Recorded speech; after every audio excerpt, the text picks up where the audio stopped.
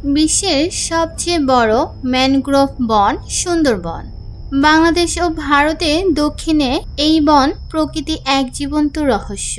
প্রতিদিন এখানে ঢোকে শত শত মানুষ, কেউ মধু সংগ্রহ করতে, কেউ মাছ ধরতে, আবার কেউ কেওড়া বা গোল পাতা কাটতে। কিন্তু সবাই আসে, আবার অনেকেই ফিরে আসে না। প্রতি বছর সুন্দরবনের ভিতরে নিখোঁজ হয় ডজনেরও বেশি মানুষ। কখনো তাদের লাশ পাওয়া যায়, কখনো মেলে শুধু একটি ছেঁড়া জামা আর ছিন্ন জাল। কেউ জানে না কিভাবে কোথায় তারা হারিয়ে গেল।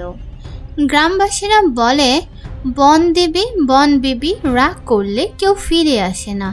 আবার কেউ বলে ওটা কোনো বাঘের কাজ নয়, কিছু অন্য শক্তি আছে বনে। বছরের পর বছর ধরে এই গল্পগুলো গ্রামে গ্রামে ছড়িয়ে পড়েছে, আর ধীরে ধীরে এক অদ্ভুত ভয় ঢুকে গেছে সুন্দরবনের প্রতিটি মানুষের মনে।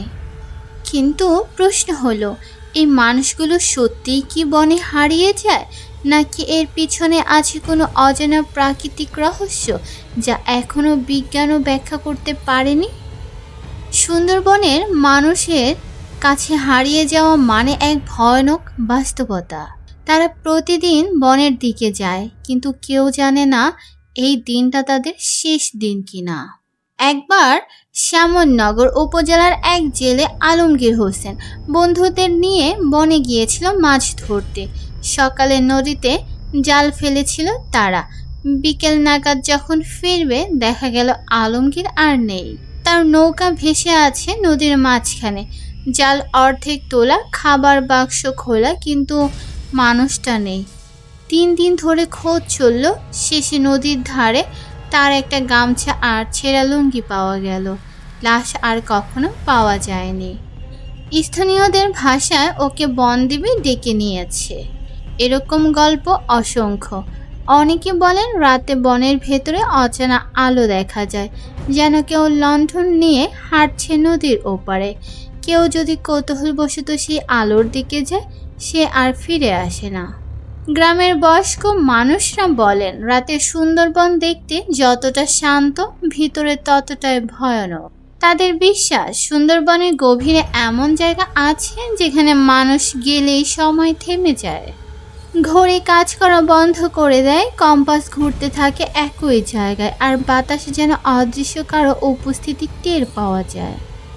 যেখানে মানুষ রহস্য খোঁজে, সেখানে বিজ্ঞানও চুপ করে থাকে না। সুন্দরবনের ভিতরে হারিয়ে যাওয়া ঘটনাগুলো বিজ্ঞানীরাও গভীরভাবে বিশ্লেষণ করেছেন। তাদের মতে বনের ভিতরে অনেক জায়গা এমন আছে যেখানে ঘন গাছপালা, নোনা জল আর কাদার মিশ্রণে চৌম্বক শক্তির ভারসাম্য নষ্ট হয়।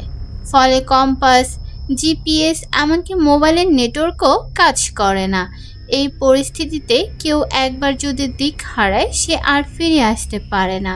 আরও আছে জোয়ার ভাটার রহস্য। সুন্দরবনের অসংখ্য খাল ও নদী প্রতিটি 2 বার পানি বাড়ায় আর কমায়। এই মুহূর্তে যেখানে জমি, পরের মুহূর্তেই সেখানে 3-4 ফুট পানি। যদি কেউ সময় বুঝে না চলে, তাহলে জোয়ারের জলে ভেসে যাওয়ার তার জন্য অবধারিত। বন্যপ্রাণীর ভয় তো আছেই। বিখ্যাত রয়্যাল বেঙ্গল টাইগার, যারা নাকি মানুষের গন্ধ 2 কিলোমিটার দূর থেকেও পায়। কিন্তু আশ্চর্যের বিষয় হলো, অনেক নিখোঁজের ঘটনার বাঘের কোনো চিহ্নই মেলে না, না পদচিহ্ন, না টানার দাগ। তাহলে প্রশ্ন থেকে যায়, যদি বাঘ নয়, যদি জোয়ারও না, তাহলে এই মানুষগুলো গেল কোথায়?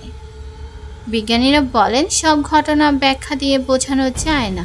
প্রকৃতির ভিতরে এমন কিছু শক্তি আছে যেগুলো আমরা এখনো বুঝে উঠতে পারিনি।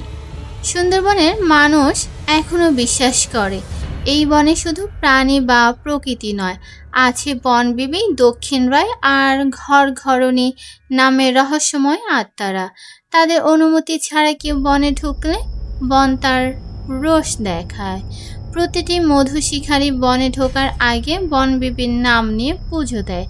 তারা বলে বনবিবি আমাদের মা, তিনি রক্ষা করেন বাঘের থাবা আর জোয়ারের ঢেউ থেকে।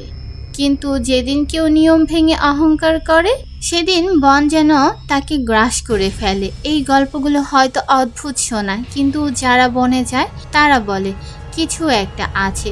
যা চোখে দেখা যায় না কিন্তু টের পাওয়া যায়। বনের গভীরে কখনো শোনা যায় কারোর ডাক, আবার কখনো নৌকার পিছনে পানির শব্দ, যেন কেউ নীরবে অনুসরণ করছে। বনের বাতাসও কখনো আসে অদ্ভুত গন্ধ, যেন কারো উপস্থিতি হঠাৎ চারপাশে ছড়িয়ে পড়েছে। অনেকে বলে রাতে তারা দেখেছে নদীর ওপারে ভেসে বেড়ানো আলো, যেন কেউ দিক দেখাচ্ছে, কিন্তু যারা সেই আলো অনুসরণ করছে তাদের আর কেউ খোঁজ পায়নি।